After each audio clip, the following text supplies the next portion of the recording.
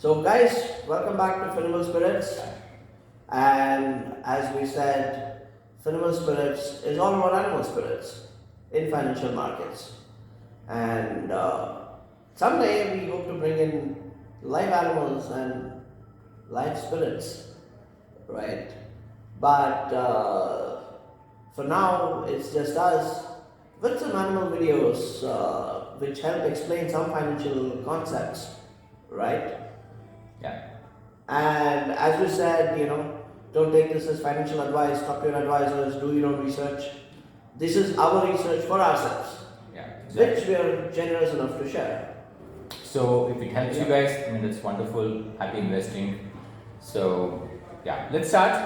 I think in our last video we discussed about global economic trends. Yes. Okay, in 2022 and how it's going to pan out in 2023. Yes. And we did split it into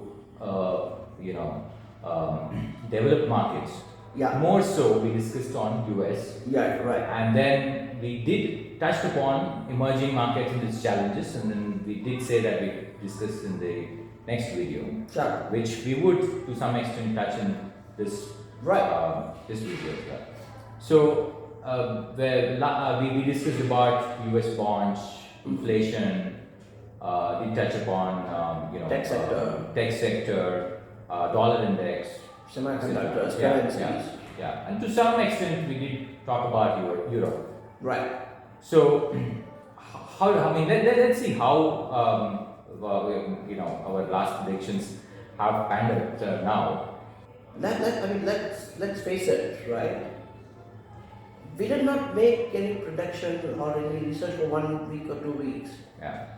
Right. The hypothesis still holds good. What means? Correct. Yeah. So the time horizon for our research was like 1, 2, 3, 5 years. Correct. Right. Yeah. And I think that still eminently holds. Right. If anything, bonds have become slightly cheaper. Tech sector has become slightly cheaper. And as Warren Buffett puts it, right, my job is to buy something worth $1.50. If it goes to 25 cents, I'm happier. Right? So if you haven't acted, you've got a better entry point. Right? So that's my take. Let's pull up some charts of US Treasury ETFs, that is TLT, the tech sector ETF, that is QQQ, right, and stuff. Right. Yeah. Right. I mean, you can even play this with derivatives and stuff if you understand the risks involved in leverage. Correct. Yeah. I mean, you can even do leverage ETFs and stuff. Correct. But again, it's not easy to understand the risks, number one. Number two, I personally do not recommend any leverage unless you have a beta of 0. Yeah. I mean, across your portfolio of strategies, trading, investing, across asset classes, long, short. And trust me, it's not easy to do it in a long-only mode. Correct. It's nearly impossible. Anyway, so let's look at the charts and explain the stuff. Yeah, sure. Right. All right. So here's how, like we said, here's how we're gonna play this, right? I mean, you make your own decisions. You can use the same instruments. You can use futures, options, leveraged ETFs. It's all up to you, right? But please do understand the risks of leverage, and if you do use it, make sure you're extremely well diversified, and it's not gonna hurt you more than you can take. Yes. Right. So look at QQQ, right? So if you look at it, the current decline, this kind of decline has only been seen 3 or 4 times in the past, right? And every time it has bounced back relatively quickly. It took a long time, during the dot-com crash, but those valuations are nowhere as realistic as they are now. So that's about QQQ. Let's move on to TLT. Okay. Right. So this perhaps is the safest asset class by the book. I mean, not that, I endorse the view, but this is considered the safest asset class, or at least one of the safest asset classes. And look at the extent of decline from its peak or from its trend, right? That we believe is the extent of undervaluation relative to its own history, right? And the chart should show you that, Yeah. it's probably undervalued by anywhere from 35 to 40%. Yeah. And that's probably the kind of upside that's available to make if you have the patience of 2, 3, 4, 5 years, right? And that's not a bad deal. That's right. It Right. dates back to 2013-14 kind of value. Let's ask this question, right? Does it still make sense after the Silicon Valley Bank crash and another bank, Signature, whatever, Credit Suisse in trouble? I mean, Credit Suisse has been in trouble for a couple of years, right? In my humble opinion, again, this is something that makes this asset class even more attractive.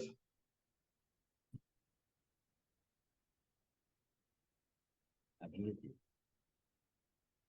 I mean, it may have something to do with, the undervaluation has something to do with the crashes of these banks. But that being said, the crash will make it more attractive because it's a safe haven asset class. Yeah. That's about it. Yeah, that's wonderful.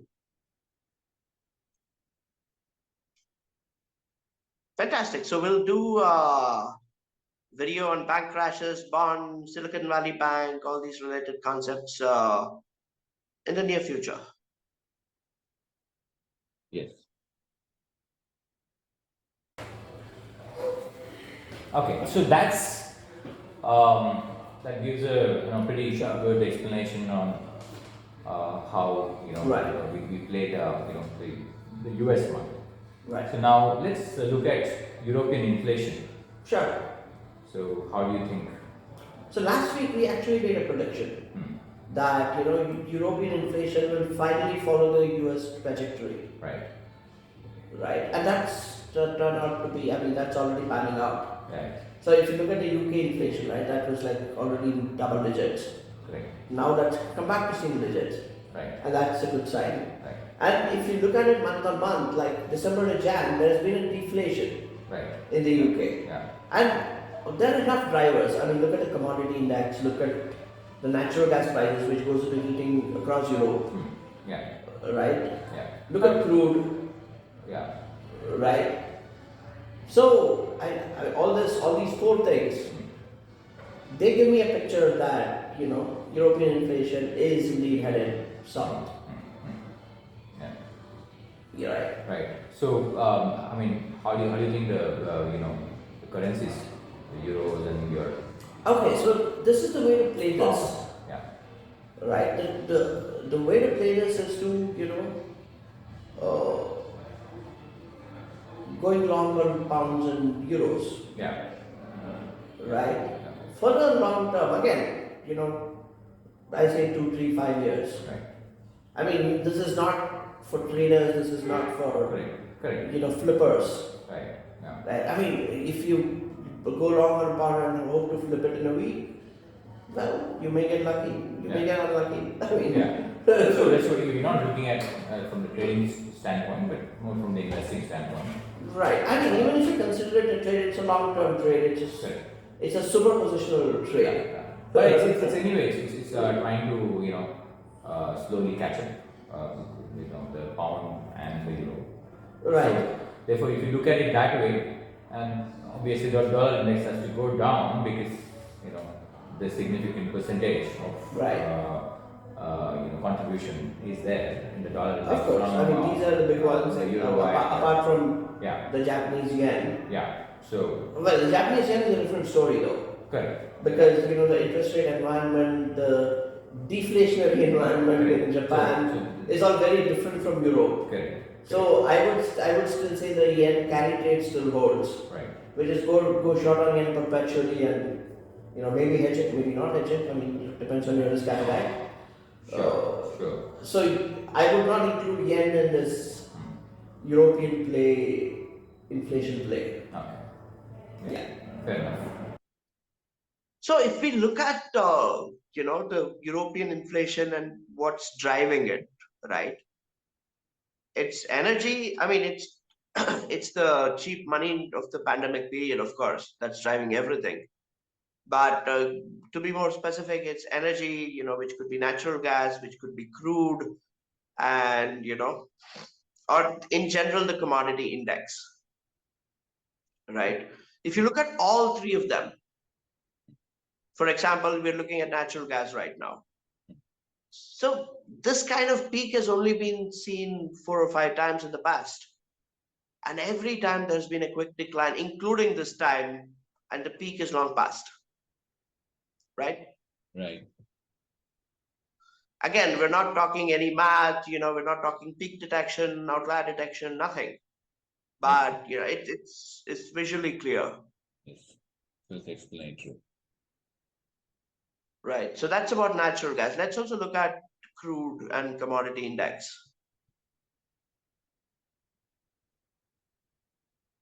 Again, if you look at the commodity index, right? The bottom was during the pandemic. Yeah. Right.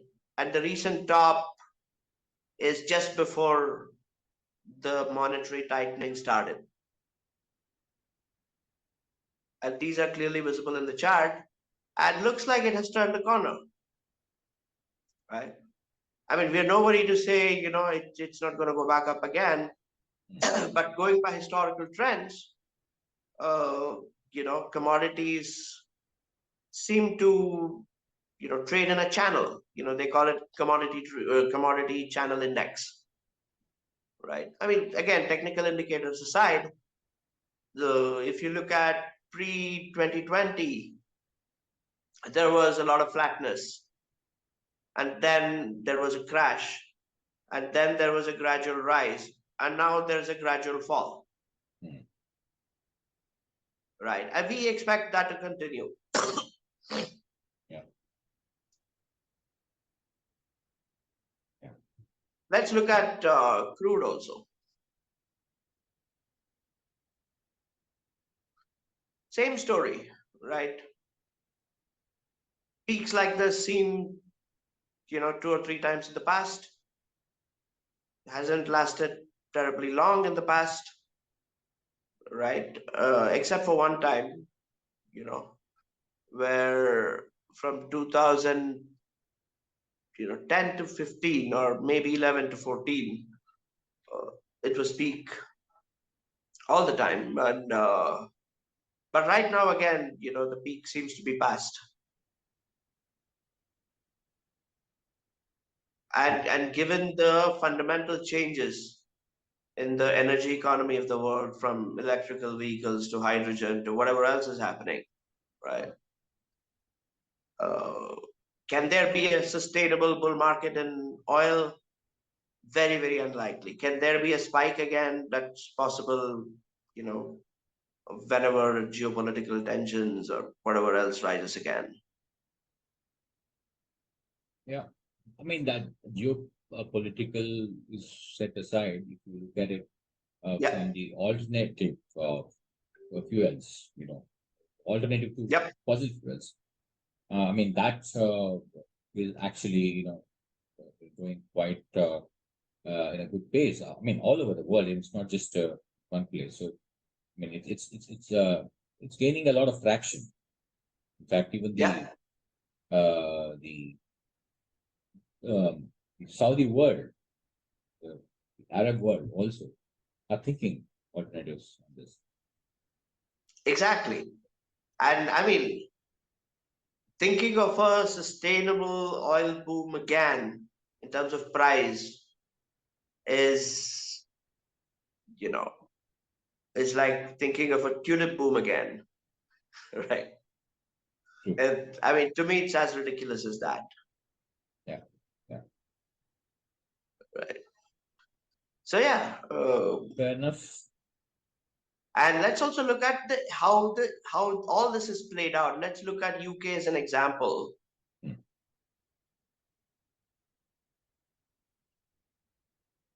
So if you look at UK inflation, right,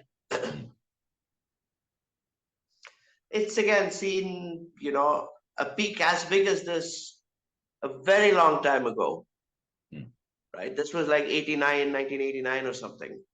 Yeah. But smaller peaks were seen 2 or 3 times midway, much smaller, right? And this is the biggest peak after 89. And again, that seems to be tapering off. So if you look at the data month on month, there's been a deflation in the UK, right? Yeah. And, year on year, again, it's down from, double digits to single digits. I mean, that's not saying much, but even if it's in single digits, 1 year down the line, is it going to be easy to beat this base effect, given the tight monetary policy worldwide in America, Europe, and UK, right? That's very hard. True. Yeah. Okay, so this is how we play the European inflation game, You could go long on European currencies like the euro, the pound. You could go short on energy for the long term, I mean, fossil fuels, that is, or fossil fuel companies, that is, if you like. So that's another way to play this. So that's a good point that you made. I think um, let's move on to the Ukrainian war.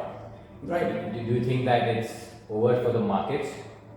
Already, I know it's still going on. It's been a year, and then I don't know how long it's going to go on. Geopolitically, it's not over yet. Yeah. But for the markets, so what do you think? Absolutely, fantastic question. I think it's very important to separate the geopolitics from the markets. Yeah, absolutely. Because I mean, there could be tons of nonsense in geopolitics which markets don't care about. Yes. All right. Yeah. So I would say this: unless there is an escalation in the war, it's over for the markets. Correct. And I would say that the war is over for markets with a 99% confidence interval. Correct. I mean, what's that? What's the confidence interval? That's too much of math and statistics and flies above my head and many people's heads. Yes, of course. So we don't want to be talking jargon here. But I mean, markets have seen the worst of it. I mean, we looked at natural gas prices, right? What was the peak? It was like $10, whatever. Yeah. Now it's $2.50. Yeah, absolutely. So the worst is over for all practical purposes. True. And the only way, there's 1% outside of the 99% confidence interval. Right. Again, they would call it something like tail risk in jargon, but again, jargon later, not for now. So can things go out of control? Possible, but again, probability is extremely low. Correct. Right? And it's not realistic. Like, for instance, if the Russian rulers try to escalate this, from a geopolitical perspective, they would be risking their own power. Yes, of course. Yeah. Right? And the staying power of Russia is not infinite given their dependence on oil, natural gas, rest of Europe as a market and stuff. So the staying power is limited. But the staying power of those who are supporting Ukraine financially and militarily is infinite compared to that. right? Yeah. Good. So I would say it's over for markets with a 99% confidence interval. Okay, that's a fair enough. I think we have seen that already. In fact, a couple of months back. Right, It's not now. right, So in fact, the market has already stopped seeing, perceiving the risk associated with the war already. right. It's corrected itself, included, factored in already. We've seen that. That's a fair point that you made. I think let's move on to our next thing is the emerging markets. Sure. Okay, this is where the major challenges Mhm. are there, and then we will have to look at it in a different way. Mhm. So how do you think the emerging markets are playing this scenarios? It's a very interesting story and it's a mixed bag, right? I mean, not all emerging markets are equal, Correct. Yes. number one, Yeah. but they all face similar risks because of monetary tightening in the West Yeah. and inflation, deflation, whatever happens in the West does affect emerging markets, Yes. but it affects each of them slightly differently, Correct. right? That being said, I think emerging markets is not easy to play to begin with, right? For many reasons. Let's just look at monetary policy, right? If emerging markets tighten their own policies, that is, increase the rates, it's a hit on the local economy, Correct. Absolutely. the money supply. Yeah. If they don't, it's a risk of capital flight. Correct. So it's between the devil and the deep sea, Yeah. right? Yeah. I mean, it reminds me of this interesting video that Richard Attenborough shot on BBC Earth. Yes, I think we should play that. I mean, Yeah. So it's about a bunch of crabs, a community of crabs, if you will, yeah. right? Who grow too big for their shells, Correct. which could be termed inflationary in some way. Right. Let's discuss CAT to GDP. Right. So this chart essentially shows, how the current account balance of G20, some of the G20 countries, has changed year on year. So this is not absolute numbers, it's just year on year changes relative to, let's say, December 2021. Correct. Yeah. Right. So if you look at this, right, US, UK, they've always been CAD, current account deficient countries, and that's okay, right? And that's generally okay for developed countries. But if you look at India, if you look at,